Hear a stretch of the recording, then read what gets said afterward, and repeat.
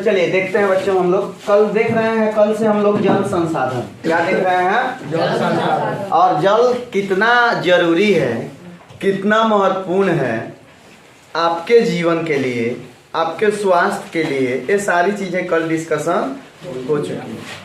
ठीक है ना। कल हमने इस पे विस्तार से बातें कर रखी और उससे संबंधित ही आज हम लोग कुछ बातें करने वाले हैं। देखिए यहाँ पे आपको लिखना नहीं है, ठीक है ना, और कोनो काम नहीं करना है, केवल और केवल अपना दिमाग खोल के मेरे बातों को दिमाग में डालना है। अगर दिमाग में मेरी बातें चली गई तो जब भी आपको इसकी ज़रूरत होगी आप बढ़िया से उसको क्या कर देंगे, लिख देंगे। कुछ अलग अलग और कुछ बेहतरीन टाइप के शब्द होंगे, ठीक है ना, कुछ उच्च कोटि के शब्द मिलेंगे तो उसको आप लोग क्या कर लेंगे, दिमाग में बैठा लेंगे कि जब आंसर राइटिंग आप करें, आंसर जब आप लिखें तो वहाँ उन शब्दों का इस्तेमाल कर सकें जिससे आपका आंसर जो है उच्च कोटि का बन सके, जिससे आपको आपके आंसर राइटिंग पे बढ़िया नंबर मिल सके। आंसर जब आप अपनी भाषा में लिखते हैं तो उच्च कोटि के शब्दों का इस्तेमाल करेंगे और वे शब्द जो है यहाँ से आपको मिलेंगे। ठीक है ना।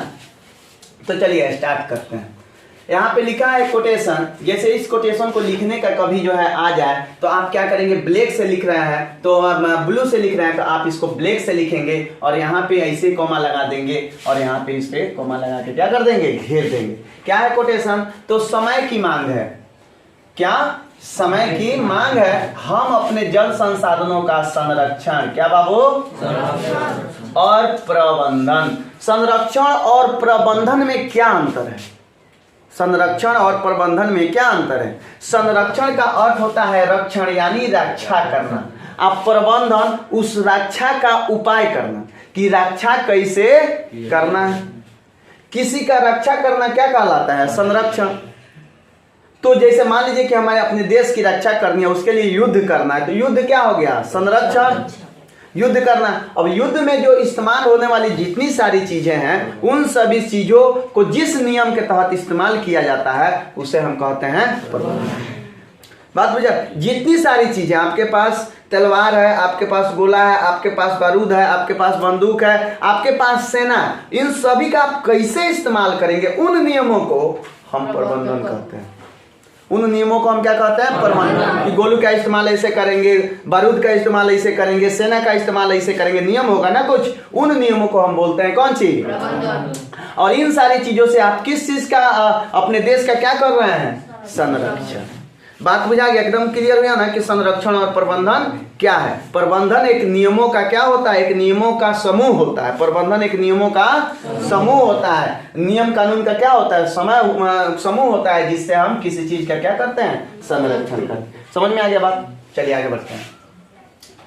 स्वयं को स्वास्थ्य संबंधी खतरों से बचाएं। स्वयं को स्वस्थ मतलब अपने हेल्थ संबंधित, स्वास्थ्य के लिए स्वास्थ्य के लिए हेल्थ जरूरी नहीं है, स्वास्थ्य के लिए पानी क्या है, जरूरी है। स्वास्थ्य के लिए क्या है, पानी जरूरी है। क्या जिसु, ठीक है, चलिए कोई बात नहीं।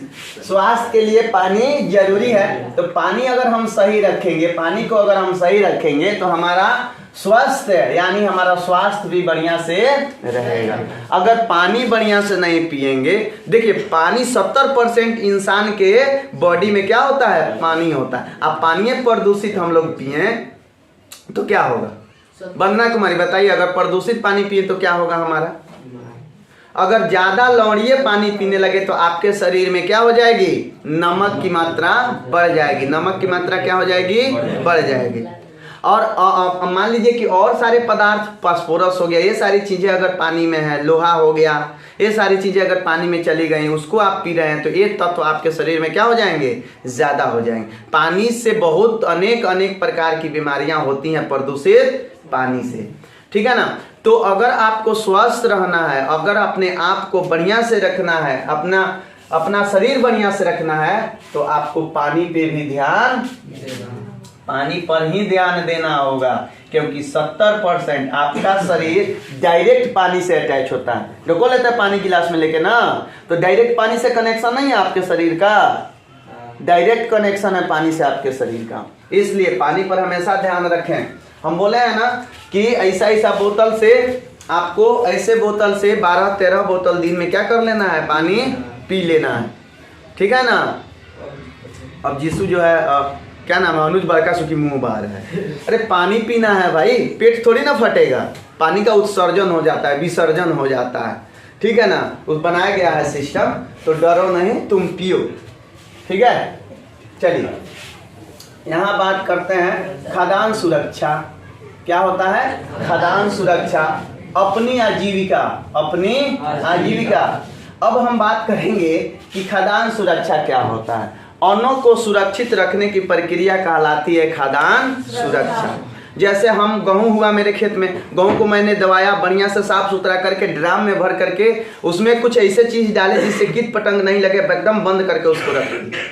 इसको बोलेंगे खाद्यान्न सुरक्षा, खाने वाले अन्न की सुरक्षा, ठीक है ना। अपनी आजीविका, आजीविका क्या होती है बाबू? आजीविका आजीविका समूह होती है। आजीविका समूह, ये जीविका समूह के बारे में बात करना। आजीविका का अर्थ होता है जीवन जीने से संबंधित जितनी सारी चीजें हैं, उन सभी चीजों के समूह को हम क्या बोलते हैं? आजीविका। जैसे मेरे जीवन की आजीविका क्या होगी? अपनी कोचिंग को हम बढ़िया से रखें, जिससे हमको पैसा इनकम हो, जिससे हम अपना जीवन गुजर बसर कर सकें, ठीक है ना। हम बहुत सारे अन्न ऐसे हैं जो मेरे खेत में हो रहे हैं, उसको ले आकर के हम बढ़िया से रखें। जो बिजनेस कर रहे हैं उसको बढ़िया से चलाएं। ये सारी चीज़ें जो हैं, कोचिंग, बिजनेस, गेहूं, अन्न, ये सारी चीज़ें जिस पर मेरा जीवन डिपेंड करता है, वो सभी के सभी क्या कहलाती हैं? आजीविका। जैसे मेरी मान लो कि मैं जॉब करता हूँ, सपोज। ऐसे तो इस राज्य में तो जॉब बड़ी मुश्किल हो गया है, और ख़ास करके टीचर का जॉब। देखो डीएम कलेक्टर बनना अब आसान हो गया है बिहार में, लेकिन बिहार का सरकारी शिक्षक बनना थोड़ा सा मुश्किल अब हो गया, क्योंकि नौकरी तो है नहीं, अब उसी में जो है इधर उधर हो रहा है। खैर बात है, अगर मैं मान लो कि गलती से बन गया, टीचर बन गया, तो मेरी आजीविका का साधन क्या हो जाएगा? वहीं पढ़ाना। बात बुझा रहा है? यानी नौकरी हो जाएगी मेरे आजीविका का साधन। अब बुझा रहा आजीविका क्या होता है? अब समझ में आया आजीविका क्या होती है? अब ये जहाँ शब्द मिलेगा आप पहचान जाओगे ना कि आजीविका क्या होती है। देखो शब्दों का ज्ञान होना बहुत जरूरी, शब्दों का ज्ञान होगा तभी ना आप शब्द यूज करेंगे। तो आप लोग समझ पाए होंगे खाद्यान्न सुरक्षा, आजीविका, ठीक है। यहाँ संरक्षण प्रबंधन आपको समझेबे किए। चलिए, हमारे प्राकृतिक परितंत्रों का निम्नलिखित होने से बचाएं। देखिए खाद्यान्न सुरक्षा, आजीविका और हमारे प्राकृतिक परितंत्र। प्राकृतिक परितंत्र क्या है बाबू? जिस तंत्र में हम लोग बंधे हुए हैं, इन सभी चीजों को हम जो है परितंत्र कहते हैं। जैसे हम रहते हैं तो मेरे रहने के लिए क्या क्या चाहिए? भोजन चाहिए, कपड़ा चाहिए, ठीक है ना, घर चाहिए। अब ध्यान दो, भोजन के लिए खेत चाहिए, और खेत में उपजाने के लिए बीज चाहिए कि नहीं चाहिए? तो ये भोजन संबंधी सारी चीजें हो गई।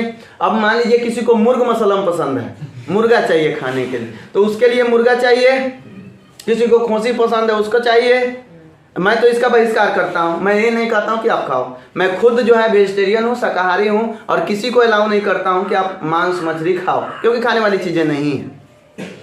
लेकिन उसमें जो है तेल प्याज खूब बढ़िया डाल के बनाया जाता है, तो लगता है कि जैसे मीठ ही सबसे बेहतर चीज़ है। उतना मटेरियल अगर आलू के भी सब्जी में तुम डाल दो तो मीट का बाप लगेगा, लेकिन उतना नहीं डाला जाता उसमें, ठीक है ना। तो उसको वो सारा चीज़ चाहिए, खेत चाहिए, सांस लेने के लिए क्या चाहिए?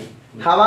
विटामिन डी शरीर को कहाँ से मिलता है? सूरज। तो इन सारी चीज़ों के समूह को हम बोलते हैं परितंत्र। क्या बोलते हैं? क्या बोलते हैं? परितंत्र, इकोसिस्टम। क्या बोलते हैं? इकोसिस्टम, ठीक है। अब इनको जो है निम्नलिखित, यानी कि उसको जो है बर्बाद होने से, कम होने से, या उसका क्षय होने से। निम्नलिखित का अर्थ क्या होना है? क्षय होना, बर्बाद होना, खत्म होना, समाप्त होना को हम बोलते हैं निम्नलिखित, ठीक है ना। इंग्लिश में बोलते हैं डिग्रेडेशन। क्या बोलते हैं? डिग्रेडेशन होने से क्या करें? बचाएं। डिग्रेडेशन होने से क्या करें? बचाएं, ठीक है ना। जैसे मान लीजिए कि भगवान चाहता है कि आपका डिग्रेडेशन नहीं हो, आप बर्बाद ना हो, तो ऐसे वैसे लोगों से आपका संगत छुड़ा देगा, जिससे आप संगत में रह करके क्या हो रहे हैं? बर्बाद हो रहे हैं। वैसे लोगों से आपकी क्या हो जाएगी? मुक्ति। तो भगवान आपको डिग्रेडेशन से क्या कर लेगा? बचा लेगा। डिग्रेडेशन से क्या कर लेगा? बचा लेगा। चलो ठीक है। तो चलिए यहाँ पे हम ध्यान देते हैं अति शोषण। किस चीज पे? और कुप्रबंधन। देखिए प्रबंधन में कु जोड़ देंगे तो क्या हो जाएगा? कुप्रबंधन। प्रबंधन तो अच्छी चीज है, लेकिन जैसे ही उसमें कु जोड़ेंगे हो जाएगा क्या? वो कुप्रबंधन। क्या हो जाएगा? अब इसका अर्थ क्या होगा? अति शोषण, ज्यादा से ज्यादा किसी चीज का उपयोग, उसी को बोलते हैं अति शोषण। शोषण का अर्थ होता है किसी को सताना। अब मान लीजिए कि जल को कैसे सताओगे तुम? जल को फेंकोगे ऊपर, इधर जियान करोगे उधर जियान करोगे, यही ना जल का शोषण, अति शोषण हो गया। बिना काम के जैसे 20 बाल्टी पानी से एकदम नल खोल दिए, एकदम साफ ऐसा हाथ ऊपर करके सो गए हैं, बात बुझा रहा, पानी गिर रहा, तो इस जल का क्या हो गया? शोषण। जल का क्या हो गया? आज ढेर कर रहे हैं आप, तो इसी को बोलेंगे अति शोषण। क्या बोलेंगे इसको? अति शोषण। क्या बोलेंगे इसको? अति शोषण का अर्थ क्या होता है? जल का ज्यादा मात्रा में क्या उपयोग? जल का ज्यादा मात्रा में उपयोग क्या कहलाता है? अति शोषण। कुप्रबंधन, अब मान लीजिए कि फर्नीचर के लिए लगातार पेड़ काट रहे हैं, लेकिन आपके पास प्रबंधन वाला नियम नहीं है। प्रबंधन क्या होता है? नियमों का समूह। ऐसा कुछ नहीं है कि हम काट रहे हैं तो कैसे पेड़ लगाएंगे, लेकिन कुछ ने नियम बना रखा है कि एगो पेड़ काटेंगे, 2 गो लगाएंगे, नहर पे ले जाके लगाएंगे, चाहे अपने खेत में ले जाके लगाएंगे, तो ये बढ़िया हो गया सुप्रबंधन। यह केवल बढ़िया प्रबंधन। लेकिन आपके पास ऐसा कोई नियम नहीं है। पेड़ तो आप काट रहे हैं, पेड़ तो आप काट रहे हैं, लेकिन पेड़ आप लगा नहीं रहे हैं, तो इसको बोलेंगे हम कौन सी? कुप्रबंधन। ठीक है ना? तो देखो यहाँ पे अति शोषण और कुप्रबंधन, पारिस्थितिकी संकट, यानी आपका जो पारिस्थितिकी है, इकोसिस्टम है, उसके लिए क्या कर देंगे? संकट पैदा कर देंगे।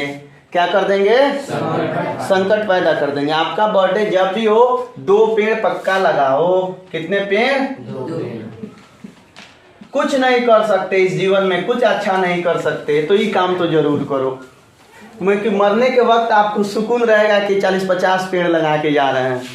ये बात का तो सुकून रहेगा ना कि हमने अपने जीवन में कुछ नहीं किया, कुछ नहीं किया। जब भगवान से बात होगी तो कहेंगे हाँ 40 गो पेड़ लगाए हैं, इस समय उसका फल आ रहा है और लोग उसको खा भी रहे हैं। अगर आपको विश्वास नहीं तो जाके देखिए, बात बुझा रहा है? तो भगवान आपको कहेगा कि हाँ बढ़िया आदमी, कम से कम इतना तो सोचा तुम। ठीक है, तो आप अपने बर्थडे के दिन कम से कम 2 गो पेड़ जरूर लगाएं। जीवन का हिसाब किताब होगा ना एक दिन। ठीक है, चलिए, तो पारिस्थितिकी लगाइएगा आप लोग। पारिस्थितिकी संकट, ठीक है ना? पारिस्थितिकी संकट उत्पन्न हो जाएगा, जीवन पर आपके संकट उत्पन्न हो जाएगा। किससे? अति शोषण और कुप्रबंधन से। ठीक है ना? और इसका कुप्रभाव भी आपके जीवन पर पड़ेगा। मरुस्थल में चले जाओ, एक से एक गोर लोग वहां मिलेंगे जिनका चमड़ी हमारे यहाँ के भैंस के चमड़ी से मिलता जुलता है। पता है क्यों? क्योंकि वहाँ का क्लाइमेट इतना गर्म है, इतना गर्म है क्लाइमेट कि चमड़ी सब जल गया है, काला काला हो गया है। समुद्र के किनारे के लोग जहाँ पे गर्मी ज्यादा पड़ती है, और मरुस्थल के लोग बहुत काले काले होते हैं। श्रीलंका में पूरा का पूरा समुद्र में है, तो वहाँ के लोग और काले होते हैं, क्योंकि जब धूप इस समय बढ़ेगा ना तो पानी गर्म होगा। जब पानी गर्म होगा तो अगल बगल का इलाका गर्म कर देगा, अब बहुत देर से वो ठंडाइबो करता है।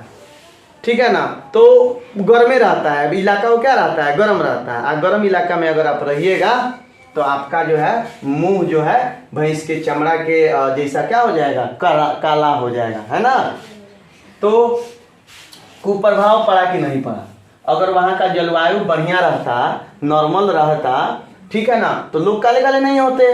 अगर अंधेरिया रात में दिख जाए तो देह नहीं दिखाई देगा, अगर गलती से मुंह खोले तो दांत दिखाई देगा केवल। इतने काले। तो चलिए, तो अगर आप अति शोषण करते हैं, कुप्रबंधन करते हैं, तो आपके जीवन पर संकट आएगा, आपके जीवन पर कुप्रभाव पड़ेगा। ठीक है ना? आपको पेड़ पौधे, नदी, तालाब, झरना, वन, ठीक है, इस सब से आपको क्या होना चाहिए? लगाव होना चाहिए। क्या होना चाहिए? लगाव होना चाहिए। बहुउद्देशीय नदी परियोजना है, बहुत बढ़िया से इसके पिछले साल हम लोग पढ़े हैं इसको, और इस साल भी बहुत बढ़िया से पढ़े। बहुउद्देशीय, उद्देश्य मतलब उद्देश्य, आप बहु मने बहुत, उद्देश्य मतलब उद्देश्य, आप बहु मने बहुत। तो बहुत उद्देश्यों से संबंधित नदी परियोजनाएं, बहुत उद्देश्यों से संबंधित नदी परियोजनाएं। बहुउद्देशीय का अर्थ क्या हुआ? जैसे आपने नदी पर एक डैम बनाया, बांध बनाया, तो इससे ढेर सारे फायदा हो, बहुत ज्यादा। पहला, आपने पानी को रोका, पानी को रिजर्व कर लिया। अब उस पानी का जब आप यूज करना चाहे तब अपने हिसाब से क्या कर सकते हैं, यूज कर सकते हैं। उस पानी में आप मछली पालन कर सकते हैं, उस पानी से आप बिजली बना सकते हैं, है कि नहीं है। तो इस तरह की और सारी चीजें भी इन परियोजनाओं से होती हैं, और जिन परियोजनाओं से एक नहीं अनेक फायदे होते हैं, अनेक उद्देश्यों की पूर्ति होती है, उसे हम बहुउद्देशीय परियोजना कहते हैं। और चूंकि यह नदी से संबंधित है इसलिए हो जाएगा बहुउद्देशीय नदी परियोजनाएं। जो लड़का, जो छात्र और छात्राएं बढ़िया से समझ रही हैं उनको तो आनंद आ रहा होगा, लेकिन जिनको अपने जीवन में सारी चीजें नहीं उतारनी होगी, क्लास लगेगा उनको क्या, बोरिंग। बात बुझा रहा है। तो इसको समझने का प्रयास करो, आत्मसात करने का प्रयास करो। यह तुम्हारे जीवन से संबंधित है। यह जीवन जो तुमको मिला है, यह जीवन जो तुमको मिला है कीड़े मकोड़ों की जिंदगी जीने के लिए नहीं मिली है। अगर अनपढ़ लोग तुम्हारे जैसा जी रहे हैं और तुम भी वैसे ही जी रहे हो तो किसी भी हिसाब किताब से तुम पढ़े लिखे नहीं। जल प्रबंधन की बात हुई, बहुउद्देशीय नदी घाटी की परियोजना की अगर बात हुई तो हम आपको इसलिए पढ़ा रहे हैं बच्चों कि वहां पे माइक लेकर तुम कुछ बोल सको, कुछ कह सको, कुछ सुना सको, ठीक है ना। चलो यहाँ पे देखो, तो बहुउद्देशीय नदी परियोजनाएं समन्वित जल संसाधन प्रबंधन, ठीक है ना। यह एक टॉपिक है, क्या है, यह एक टॉपिक है आपके NCERT किताब का। कर रहा बहुउद्देशीय नदी परियोजनाएं और समन्वित जल संसाधन एवं प्रबंधन, ठीक है ना। अब प्रश्न खड़ा यहाँ पे यह होता है कि हम जल का संरक्षण तथा प्रबंधन कैसे करें। जल कितना जरूरी है आपके जीवन में, तो बुझा गया, आपको बुझा गया ना। अब उसका संरक्षण एवं प्रबंधन हम कैसे करें, तो यहाँ पे कुछ इतिहास के लिए भूमिका दी गई है, ठीक है ना। तो हम नेक्स्ट वीडियो में उस भूमिका को भी बढ़िया से देखेंगे। यहाँ पे कुछ ऐसी चीजें देख लेते हैं जो पहले समय में, यानी आदि काल में, पुराने समय में, आज से 1000 वर्ष पहले क्या क्या हुआ था जल के संरक्षण के। उस समय भी लोग जल के कीमत को जानते थे, जल के कीमत को पहचानते थे, क्योंकि जल ही जीवन है। उस समय लोगों को नहीं बुझा रहा होगा कि नहीं पानी पिएंगे तो मर जाएंगे, तो ये तो सबसे पहले बुझाया होगा ये बात। तो लोगों ने बहुत बढ़िया से उसके लिए क्या क्या किया था, बांध बनाए थे। क्या बनाए थे, बांध, जलाशय बनाए थे। क्या बनाए थे, जहाँ पे जल जो है रोक सके। झील बनाए थे, कुछ कृत्रिम झील भी हैं, कुछ प्रकृति झील होते हैं और कुछ कृत्रिम झील होते हैं, ठीक है ना। कुछ नेचुरल होता है और कुछ आर्टिफिशियल होता है, ठीक है ना। तो जो प्रकृति बनाती है जिस झील को, उसे हम कहते हैं प्राकृतिक झील, और जिसको इंसान गड्ढा खोद के बनाता है उसको हम बोलते हैं मानव निर्मित या आर्टिफिशियल झील, ठीक है ना। तो मानवों ने बनाया था बांध, जलाशय, झील, तटबंध, यानी बांध बना देना, ठीक है, रोकना पानी को, और नहर। ये सारी चीजें पुराने जमाने में भी की गई थी। उत्कृष्ट जलीय आकृतियां, इनसे संबंधित उत्कृष्ट यानी बेस्ट, ठीक है ना, बेस्ट जलीय आकृतियां उस समय बनाई गई थी। किसके लिए बच्चों, तो जल के संरक्षण और प्रबंधन के लिए। अब उस समय क्या क्या किया गया था उसमें से चुनिंदा बातें हम नेक्स्ट वीडियो में देखेंगे। तब तक अपने दोस्त और होस्ट को दीजिए इजाजत। जय हिंद।